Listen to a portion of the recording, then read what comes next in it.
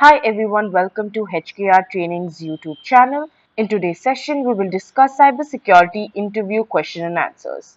Before we begin, I would like to address the agenda. Firstly, we will discuss cybersecurity beginners interview question and answers, followed by intermediate cybersecurity interview question and answers, and then we will conclude the session with experienced cybersecurity interview question and answers. The agenda is very simple and clear. Now, if you like our videos, please do not forget to subscribe and press the bell icon to never miss an update from our YouTube channel. Now, without much ado, let's get started with the first part of today's session, Cybersecurity Beginners Interview Question and Answer. The first question is, what is cryptography? Cryptography is a technique that is used to protect information against third parties referred to as adversaries. Cryptography enables both the sender and the recipient of a message to read the details of the message. Next question is, what are the various cybersecurity elements? There are several elements in cybersecurity. The first one is the information security. Information security involves data protection like customer data, employee login data, and any other data that is essential to the business like intellectual property data and software development codes. The second element that we're going to address is the network security. The aim here is to protect your company's network like Wi-Fi and internet from several hackers. This is also known as perimeter security. The third element is the application security. Companies require a secure application for protection against cyber attacks. The next element is end user education. To have a strong cybersecurity measure in a company, it is extremely essential to educate all employees on cybersecurity. They must be aware of different cybersecurity threats and the way they can address them. The next element is the operational security. It is used for the protection of the functions of the company and monitors vital information to detect gaps in the current methods. Business continuity planning is the analysis of the way operations could be affected by a cybersecurity attack and the way companies can overcome that kind of attack without a significant impact on the business operations. The next element is leadership commitment. Without proper leadership, the development, implementation, and maintenance of a cybersecurity program will become extremely challenging. The third question is, explain about CIA. CIA refers to confidentiality, integrity, and availability. We will discuss each of these in detail. Confidentiality is similar to privacy to the extent that it prohibits unauthorized access to the data. The goal here is to ensure that data is available only to the authorized users to use it and to restrict access to other people. This really prevents essential information from falling into wrong hands. Encrypting data is an excellent example of this. Next, we'll be talking about integrity. This principle guarantees that the data is accurate, genuine, and free from the perpetrators of unwanted threats or unintentional changes that are caused by the user. If modifications are done, precautions must be taken to protect sensitive information from loss or corruption and to recover quickly. It also indicates that the source of information should be genuine. Next, we'll be talking about availability. Now, this principle guarantees that information is always accessible and useful to the people who have access to it. It makes sure that the system failures or cyber attacks do not interfere with such access. Moving on to the fourth question, describe the terms threat, vulnerabilities, and risks. This is a pretty common question, so you'll have to describe each of these terms in detail. Firstly, we will discuss what is a threat. A threat is any form of hazard that has the potential to destroy or steal data, disrupt various operations, or cause harm in general. Malware, phishing, data breaches, and even unethical employees are all examples of threats. Threat actors, who might be individuals or groups with a variety of backgrounds and motives, express threats. Understanding threats is essential for developing effective mitigations and making informed cybersecurity decisions. Threat intelligence is information regarding threats and threat actors. Next, moving on to vulnerability, it is basically a flaw in hardware, software, personnel, or procedures that threat actors can use to achieve their objectives. There can be different types of vulnerabilities. Let's discuss physical vulnerabilities, which is Examples are such as publicly exposed networking equipment, software vulnerabilities such as a buffer overflow vulnerability in a browser, and even human vulnerabilities such as an employee vulnerable to phishing assaults are all examples of vulnerabilities. Vulnerability management is the process of identifying, reporting, and repairing vulnerabilities. A zero-day vulnerability is a vulnerability for which a remedy is not yet available. Next, we will be discussing what is risk. The probability of a threat and the consequence of a vulnerability are combined to form risk. To put it in another way, the risk is the likelihood of a threat agent successfully exploiting a vulnerability, which may be calculated using the formula risk is equal to likelihood of a threat. Product of the likelihood of a threat and vulnerability impact is equal to risk. Risk management is the process of identifying all potential hazards, analyzing the impact, and determining the best course of action. It is really a never ending procedure that examines new threats and vulnerabilities on a regular basis. Risks can be avoided, minimized, accepted, or passed to a third party depending on the response chosen. Next question is, what is SSL?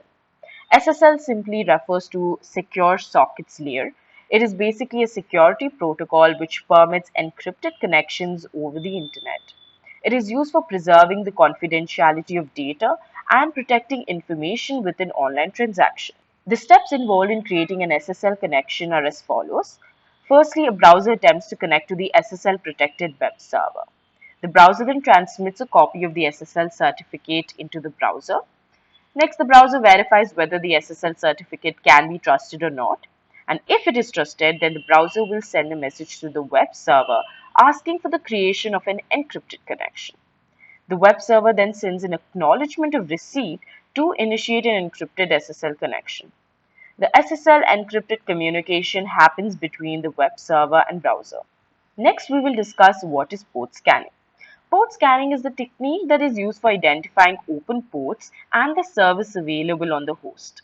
Port scanning is used by hackers to search for information that may be useful to exploit vulnerabilities. Port scanning is also used by administrators for checking network security policies. Commonly used port scanning techniques include UDP, ping scan, TCP connect, TCP half open, and stealth scanning. Moving on to the seventh question, what do you mean by phishing? Phishing is a type of cybercrime in which the sender appears to be a legitimate entity such as PayPal, eBay, financial institutions, or even friends and co-workers.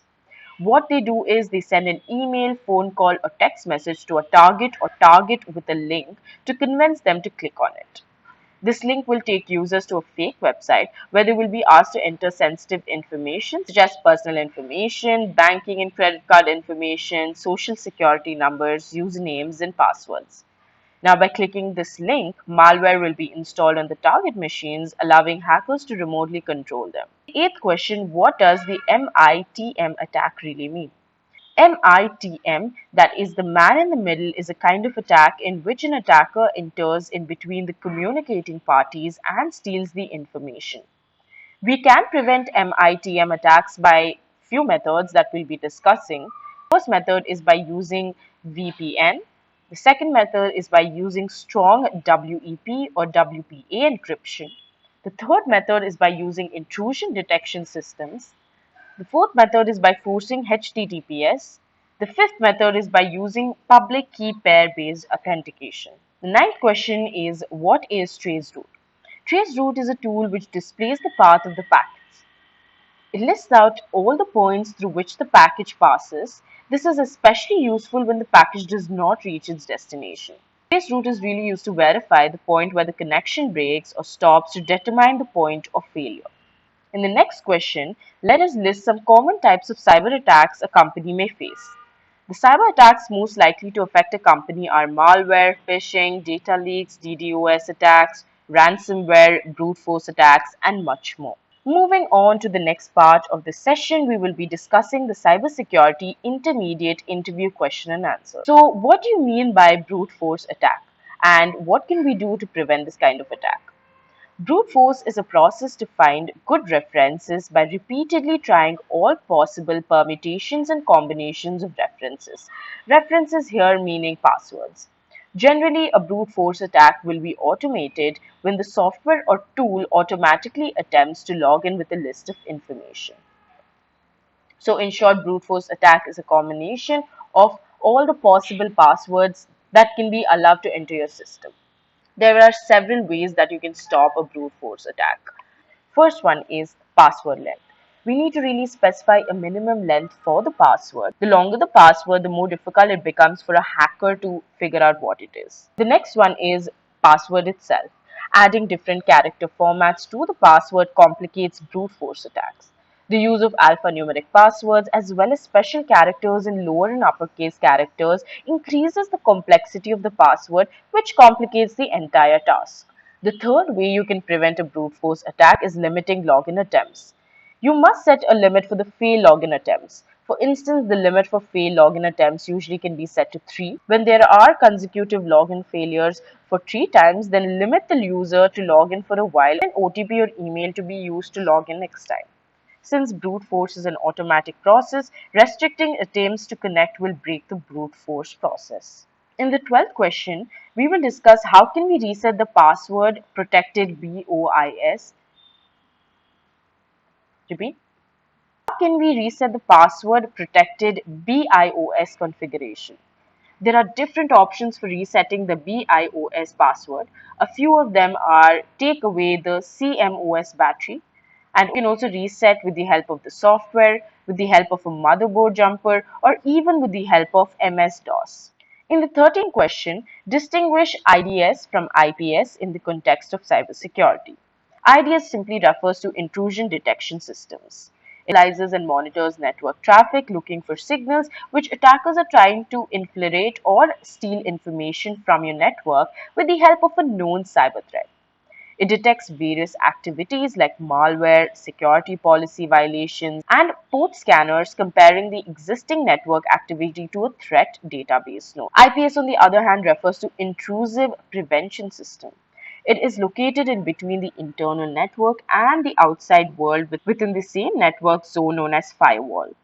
When a packet represents the known security threat, the IPS will proactively ban network traffic according to the security profile. So coming to the main difference between IPS and IDS is that IPS is a control system while IDS is a monitoring system. IDS does not alter network packets, while IPS blocks packet delivery based on packet content in the same way that a firewall blocks traffic based on the IP address. Moving on to the next question, how do vulnerability assessment and penetration testing differ? Vulnerability assessment is simply the process for detecting faults on the target. The organization knows that its system or network has defects or weaknesses and wants to identify those defects and prioritize them to correct them. On the other hand, penetration test involves identifying vulnerabilities in the target. Here, the organization will simply implement all possible security measures and would like to test whether there is some alternative way to hack their system or network. How do HIDS and NIDS differ? HIDS refers to host ID and NIDS refers to the network ID. Both of them are intrusion detection systems and are used for the same purpose, that is, for the detection of intrusions. The main difference among them is that HIDS is configured to a special host or device and monitors the traffic of a specific device and will eventually stop the system activities. But at the same time, NIDS is established on a network and controls the traffic on all devices within the network. Moving on to the next question, which one is more reliable, HTTPS or SSL? SSL is a secure technology which enables two or more parties to communicate in a secure manner on the internet. So to assure security, it operates on HTTP, that is, it functions in the presentation layer. On the other hand, HTTPS stands for Hypertext Transfer Protocol Secure. It is a combination of HTTP and SSL which utilizes encryption to build a more secure browsing experience.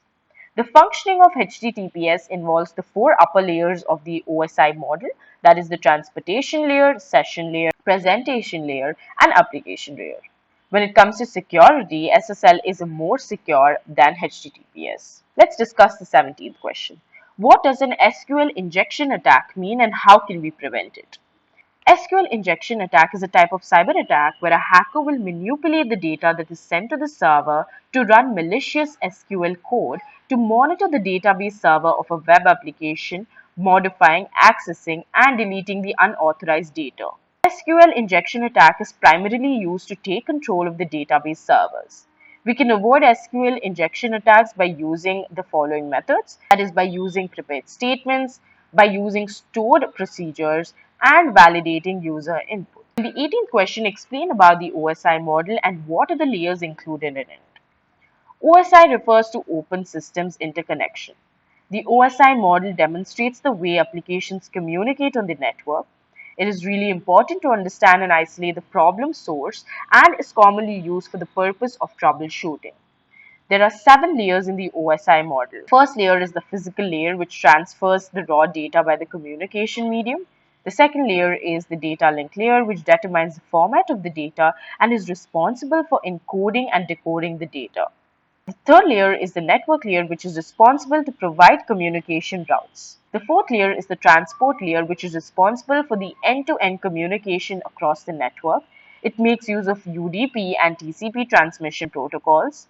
The sixth layer is the session layer, which is used for controlling sessions and ports. The seventh layer is the presentation layer. In this layer, data encryption is carried out and it will make sure that the data will be in usable format. This application layer, where applications will have access to network services from this particular layer. Moving on to the 19th question, explain the differences between symmetric and asymmetric encryption. Symmetric encryption needs only one key for encryption and decryption. It is preferable to transfer huge amounts of data because it is much quicker. Asymmetric encryption, on the other hand, needs a public key and a private key for data encryption and decryption. It is used to transfer small data and is slower compared to symmetric encryption. 20th question and the last question for this part of the session is, what is a three-way handshake? A three-way handshake is a method used in a TCP or IP network to create a connection between a host and a client. It is called a three-way handshake because it is a three-step method in which the client and server exchanges packets. The client sends a synchronized packet to the server to check if the server is up or has any open ports. The server then sends a synchronized acknowledgement packet to the client if any open ports. The client then acknowledges this and sends an acknowledgement packet back to the server. Moving on to the last part of today's session, we will be discussing cybersecurity experienced interview question and answers. Firstly, we will understand what is salting. Salting involves the addition of extra values to expand the password length and alter its hash value. It is responsible for protecting the password and adds complexity to the password and prevents hackers from guessing simple passwords very easily. Next question is differentiate. Stream cipher is a method of encryption in which plain digits are combined with the pseudo-random stream to generate ciphertext one bit at a time. It is used for hardware implementation and is used within the secure sockets layer. A block cipher, on the other hand, is a method of encryption where a cryptographic key and algorithm are implemented to a block of data, like a group, in order to generate the ciphertext. It is used to encrypt files in databases. Moving on to the 23rd question, explain ARP in detail. ARP refers to the Address Resolution Protocol. It is a protocol used to map an IP address to a recognized physical machine address on the LAN. In the next question, we will discuss ARP in detail. ARP refers to the Address Resolution Protocol, which is a protocol used to map an IP address to a recognized physical machine address on the LAN. When the incoming packet sent to a host machine on a given local network reaches a particular gateway, the gateway instructs the ARP program to locate a MAC address or a physical host which matches the IP address. The ARP program searches the ARP cache and, if the address is found, gives it so that the packet will be converted to the appropriate format and length sent to the machine. If no IP address input is found, ARP will release a special format request packet to every machine on the LAN to identify whether a machine knows it has the associated IP address. Next question is, what is port blocking in LAN? Limiting users' access to a set of services in the local area network is known as port blocking. Halting the source so that the destination node cannot be accessed through the ports. Since the apps runs on ports are therefore blocked to limit access, filling security gaps in the network infrastructure. The 25th question, what can be done to prevent CSRF attacks? The CSRF attacks is known as cross-site request forgery, in which an attacker deceives a victim to act in his or her name. There can be a few steps that can be taken to prevent this type of attack. Firstly, use the latest antivirus program to block malicious scripts. When you authenticate on your bank site or carry out financial transactions on another website, do not navigate to other sites or do not open emails which makes you run malicious scripts while authenticating to a financial site. Do not save your login or password in your browsers for financial transactions, and also learn how to turn off the script in your browsers. In the next question, we'll understand what is a botnet. A botnet is also referred to as a robot or network. It is a malicious program that infects computer networks and puts them under the control of only one attacker, referred to as bot herder. A bot is a single machine which is controlled. The attacker acts like a central party that can command each bot to carry out coordinated and criminal actions. The botnet is a massive attack as a bot herder will be able to control millions of bots parallelly. Every botnet can be updated by the attacker to change how they behave quickly. In the 27th question, we will discuss what are salted hashes. Now say that if two users have the same password, it results in the same password hashes being created. In this situation, an attacker can easily decode the password by running a dictionary or a brute force attack. So in order to prevent this, a salted hash is used. It is used to randomize hashes by adding a random string to the password prior to hashing. And as a result, two different hashes are created which may be used to protect users' passwords available in the database from the attacker. Question is, what is cognitive cybersecurity? Cognitive cybersecurity is a means of using human-like thinking mechanisms and turning them into artificial intelligent technologies to identify security threats. The aim here is to transfer human knowledge to the cognitive system that can serve as a self-learning system. It enables us to identify threats, assess their impact, and implement reactive strategies. In the 29th question, explain what cross-site scripting is and how can we prevent it. Cross-site scripting is also called as a client-side injection attack. Its purpose is really to run malicious scripts on the web browser of a victim by malicious code injection.